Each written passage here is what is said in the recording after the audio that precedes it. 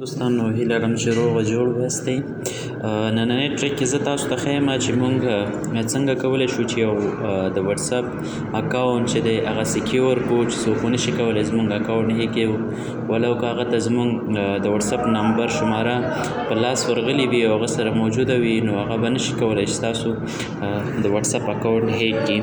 نو د دې لپاره زه تاسو ته په دې ویډیو کې چې د طریقه ښیم، هیله لرم چې دا ویډیو تر پایه وګورئ او زموږ یوټیوب چینل ته سبسکرایب کړئ. نو د دې لپاره به تاسو لومړی وټساپ ته راشئ. وټساپ ته چې راغلی دی کې دا دې خوا رایټ سایډ ته 3 ډاټس دي، دا به ووهئ. په دې کې به سیټینګ ته راشئ تر څو تاسو غواړئ چې خپل د وټساپ اکاونټ چې دی هغه سیکیور کړئ، څوک ونه شي کولی چې دا په اسانۍ سره هیک کړي. نو دلته چې راغلی سیټینګ ته بیا به دې کې اکاونټس ووهئ. اکاونټس کې دی وټساپ دې لپاره 2 سټیپ ویریفیکیشن راویستی دی، دغه نوم اپشن دی. تاسو به دلته راشئ 2 سټیپ ویریفیکیشن ته دا به کلیک کړئ.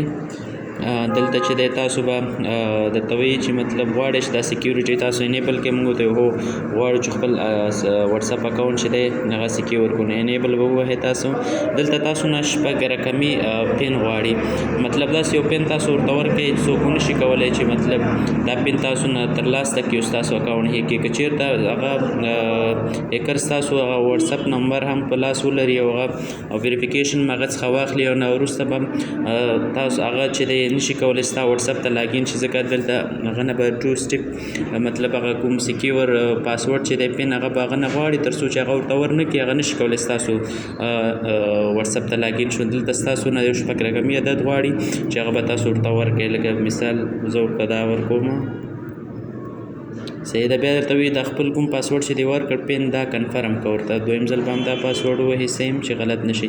دلته درته وایي چې تاسو یو ایمیل ادرس ورکړئ تر څو تاسو وکولی شئ که چېرته تاسو نه دا پین چې دی هغه فارګټ شي، مطلب دا پین تاسو نه هیر شي او دا پاسورډ درنه هیري، نو دې فارګټ کول یا ریکوري کولو لپاره تاسو دلته یو ایمیل ادرس ورکړئ چې تاسو په اسانۍ سره وکولی شئ چې دغه پاسورډ بیرته لاسته راوړئ. که چېرته دا تاسو ورنه کړئ ایمیل او سبا نه دغه پین درنه هیر شي، سبا ته تاسو بیا نشئ کولی چې دغه اکاونټ د وټساپ هغه چې دا بیرته لاسته راوړئ او پین بدل کړئ.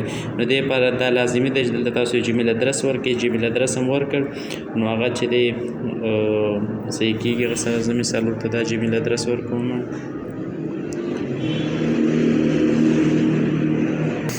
که جیمیل نه ورکوي مشکل نشته، سکیپ ووهئ او دا چې دی اوکې کړئ. نو اوس دغه سیټینګ چې دی اپلای کېږي، نو په دې سره چې تاسو 2 سټیپ ویریفیکیشن چې هغه انیبل شو، هېڅوک نشي کولی چې ستاسې د وټساپ اکاونټ چې دی په اسانۍ سره چې دی هیک کړي.